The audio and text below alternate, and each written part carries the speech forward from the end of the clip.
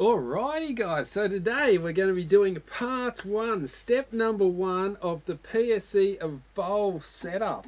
And the first thing I like to do, and let me just say this video is just how I do it. I don't know if you do it the same way or pros do it different or whatever. This is just how I do it, so you can just see how I do it. So I'm not saying this is the way you should do it, I'm just saying this is the way I do it. And the first step that I normally do is put on the D-loop.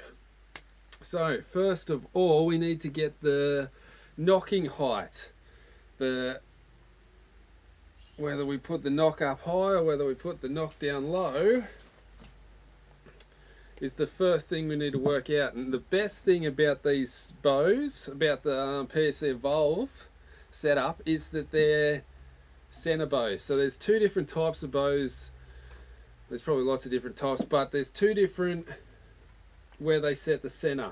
So in between, the exact middle from here to here is in two different places on some bows. Some bows it's exactly where the arrow sits, and on other bows it's exactly where your hand sits in the riser. So that's the middle sometimes, and that's the middle. Now with these bows, this is the middle and the arrow's the middle, so it makes it dead set easy to get your knocking height. Because all we're going to have to do is just measure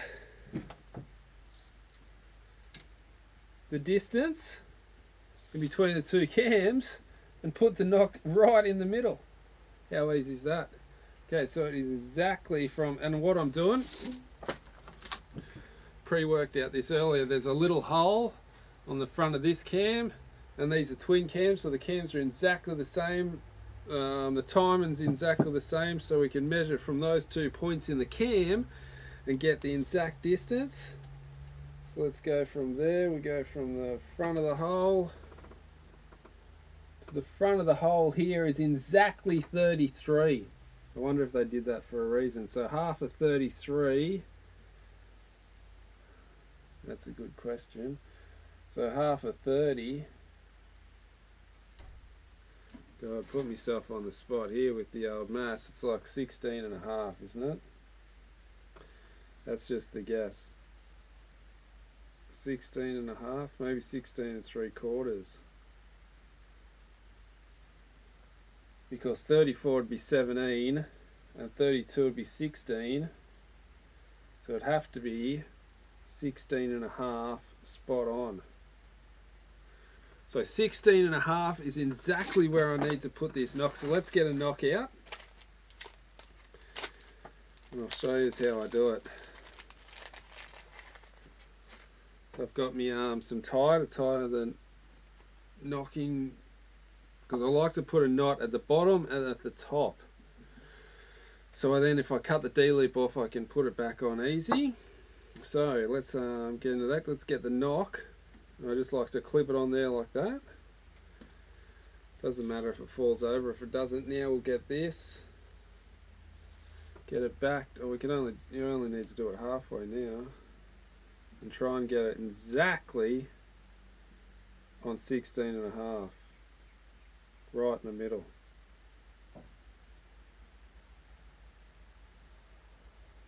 And that's what we've got there. That is spot on.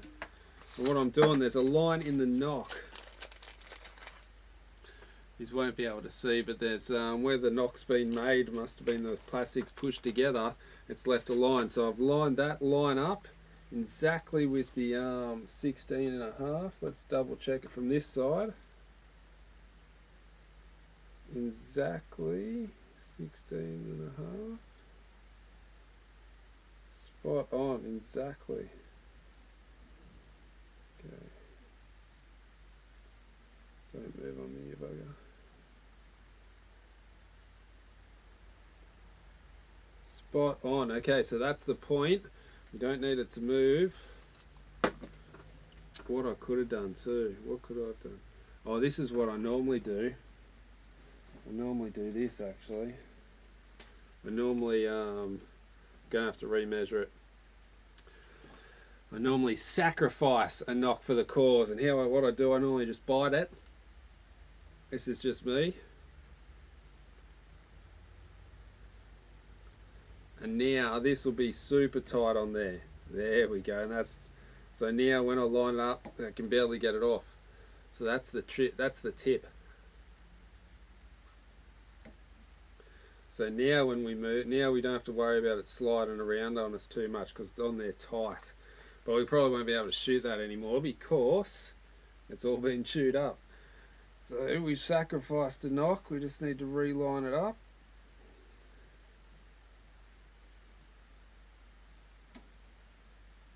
One strand over. Boom, spot on that side. Double check from this side. This side's a bit harder because it's got the string stop.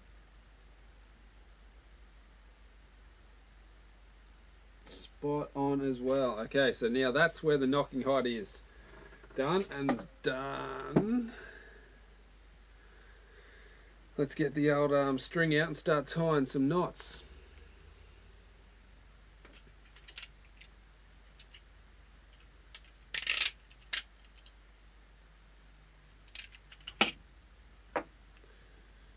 So I can't remember. I always forget. This. You should do different knots for the top and the bottom. So at the top you should do like 3 knots, and at the bottom you should do like 5 knots. But I can never remember, so I'll just do it even. Can never remember which one's which. And to find that out, Jesse Broadwater does a thing on it. I'm pretty sure Jesse Broadwater's got a video maybe on his Facebook page. And he can he'll tell you which way, top or bottom. And what I'm doing, I'm just doing a knot either side of the string. Do 1 knot this side, 1 knot this side, that's 2. We'll do 3 top and bottom.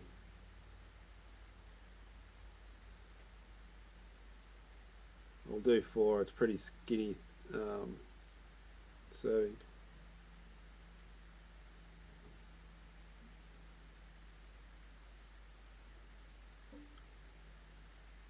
So that'll be 2 knots either side. And this one, I'll do like a sewing knot, and instead of just looping it through once, I do it twice. Pull that tight. And then just do that again.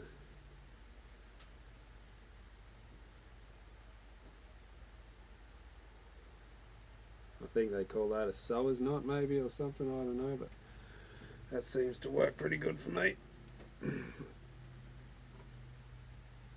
And I do it 1 serving thread away from the knock.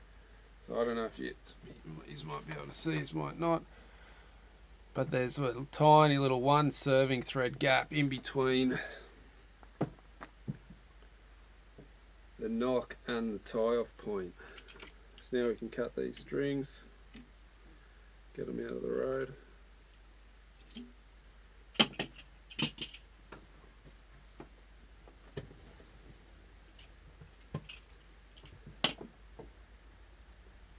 Okay, so now I just tie this, do the same on the other side.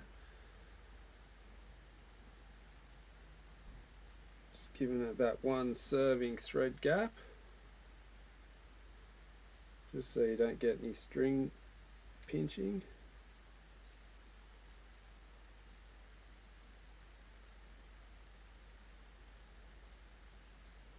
Because when you put your D-loop on too, whenever you put your D-loop on and you shoot it for a while, it gets squashed in anyway. And even though you leave a 1 strand gap, after about a couple of months there'll be no gap. It'll just be tight as.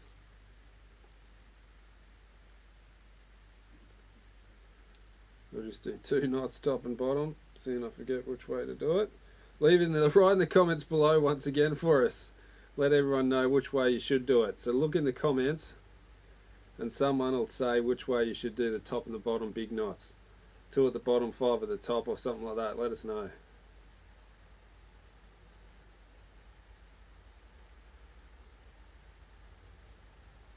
I forgot to do the sewer's knot then. We'll just do it now. Let's put it through an extra time.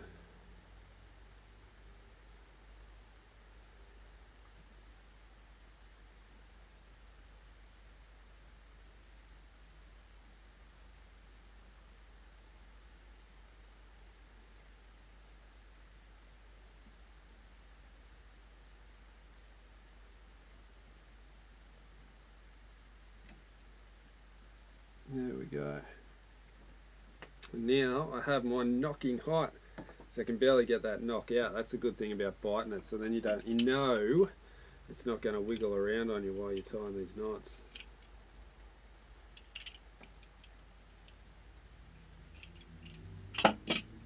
Alrighty guys, so that is going to be this quick little short one on how to find your knocking height on the Evolve 35. Stay tuned for the next one. We're going to be tying in the D-loop, we're going to be putting in the peep sight, we're going to be putting on the rest, then we're going to be shooting it, tuning it in, and then start to get some arrows. I'm going to try and get some super light arrows, maybe some cheaters, some super lighties, see how they go through it. So yeah, we'll see. I'm excited to see what they speeds we're going to. We're going to put it through the chrono, going to shoot it with about 5 or 6 different types of arrows, and see which one's coming out fastest and see which one's looking the best. And I'm going to get a super light arrow and see how fast we can get this bow shooting, because I also have the speed modules, the fast modules to go on this bow to make it a couple of feet faster in feet per second. Alright guys, so hit the like button, hit the subscribe button, and I'll see you in the next one.